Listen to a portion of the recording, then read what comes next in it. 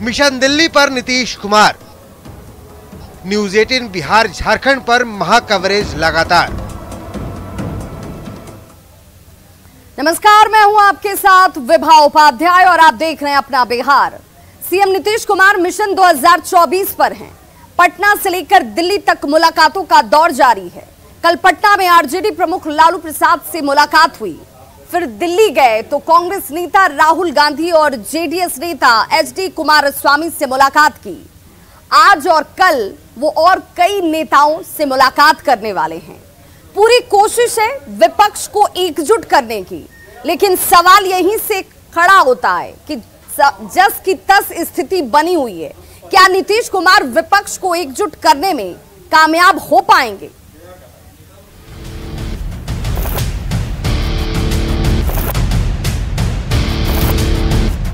इनको देखिए, ये लोगों को उत्तम क्वालिटी का कोल्ड प्रेस्ड ऑयल बेचते हैं और हर महीने लगभग 5 लाख कमाते हैं। आपको भी ये करना है, इनसे सीखना है। फ्रीडम ऐप को अभी डाउनलोड कीजिए। एकजुट होकर के चुनाव लड़ेंगे तो भारी सफलता हासिल मिलेगी।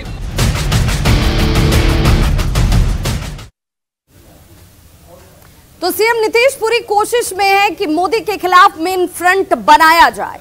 सीएम नीतीश साफ कर चुके हैं कि मोदी के खिलाफ उनकी लड़ाई थर्ड फ्रंट के जरिए नहीं बल्कि मेन फ्रंट के जरिए होगी। ऐसे में थर्ड फ्रंट का क्या होगा? क्या मेन फ्रंट के बैनर तले समूचा विपक्ष एकजुट हो पाएगा? क्या अति महत्वाकांक्षी केजरीवाल की पार्टी आप, ममता बनर्जी की पार्टी तृणमूल, केसीआर की पार्टी टीआरएस कांग्रेस के नेतृत्व को स्वीकार कर पाएगी? क्या कांग्रेस के नेतृत्व को नवीन पटनायक और वाईआरएस कांग्रेस के जगन मोहन रेड्डी स्वीकार कर पाएंगे? अगर नहीं तो नीतीश के मिशन का क्या होगा? यह समझना आज बेहद जरूरी है।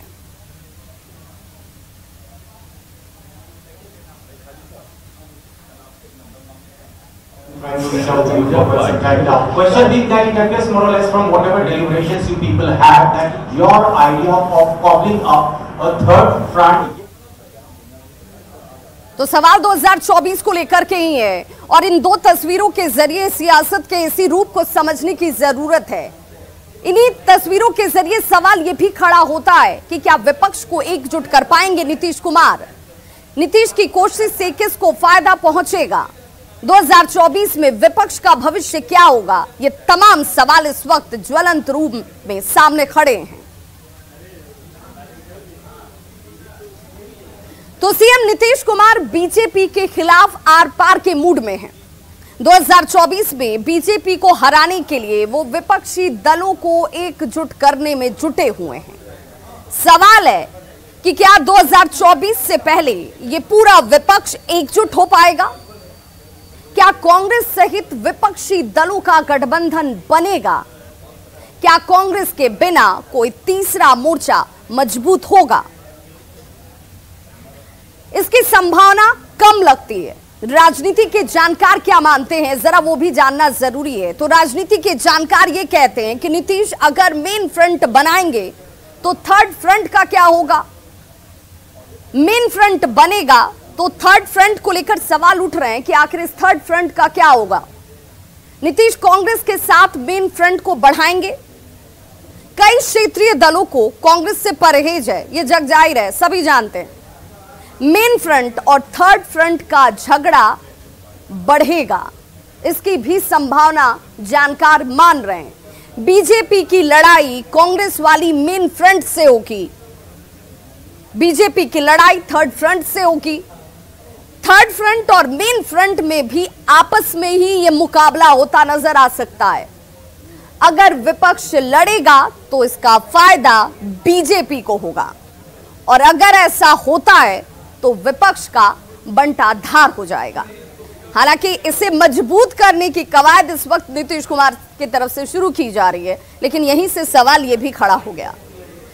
ऐसा इसलिए लग रहा है क्योंकि नीतीश के प्रयासों से विपक्ष बढ़ जाएगा।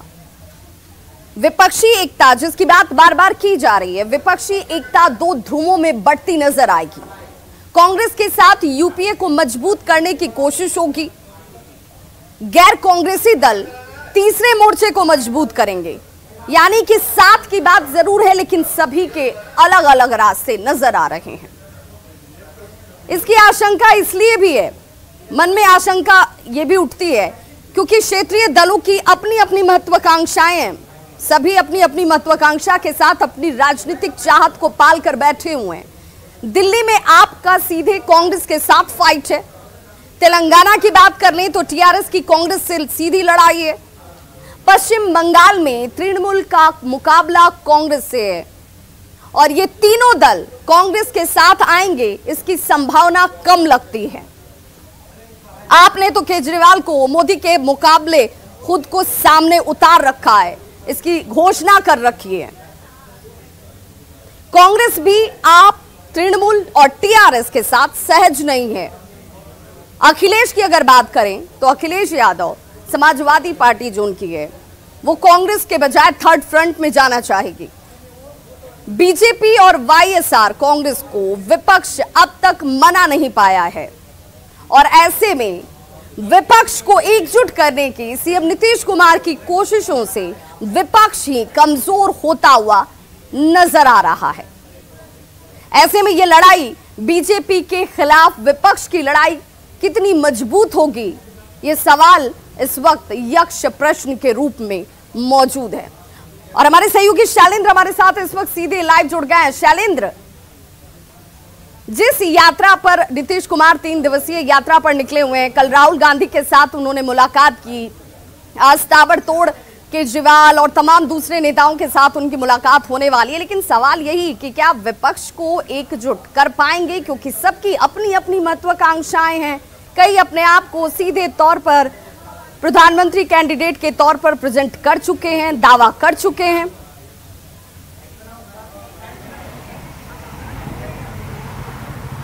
बिल्कुल, देखिए, महत्वाकांक्षाओं के साथ साथ अपनी अपनी सियासी रणनीति भी है।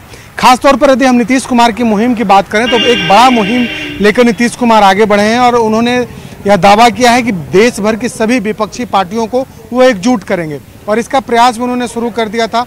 केसीआर पटना आए और दिल्ली जब नीतीश कुमार गए हैं तो उसके बाद कई नेताओं से उनकी मुलाकात हो रही है।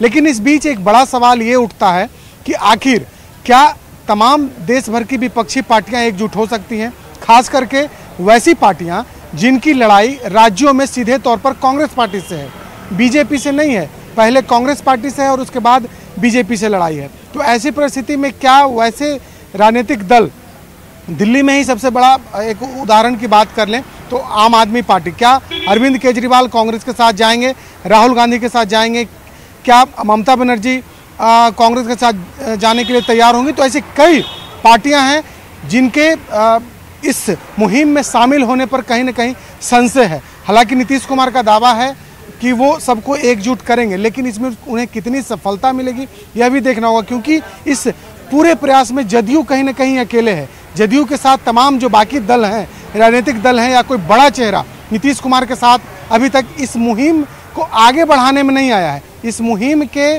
दरमियान लोगों से नीतीश कुमार ने मुलाकात भले की होगी, लेकिन नीतीश कुमार के साथ कदम से कदम मिलाकर चलने वाला कोई नेता अभी तक सामने नहीं आया है। हालांकि उनका ये प्रयास है, लेकिन जो सियासी जानकार हैं वो मानते हैं कि नीतीश कुमार इस मुहिम को जब आगे लेकर के चलेंगे तो इसके दो पहलू हो सकते हैं। एक, जो अभियान उनका है कि सबको वो साथ लेकर के चलें, और दूसरा कोई फ्रंट बनाया जाए। लेकिन यदि फ्रंट की बात सामने आती है, थर्ड फ्रंट या कोई फ्रंट की बात सामने आती है, तो यह भी कहा जा रहा है कि इसका फायदा तो फिर बीजेपी को होगा।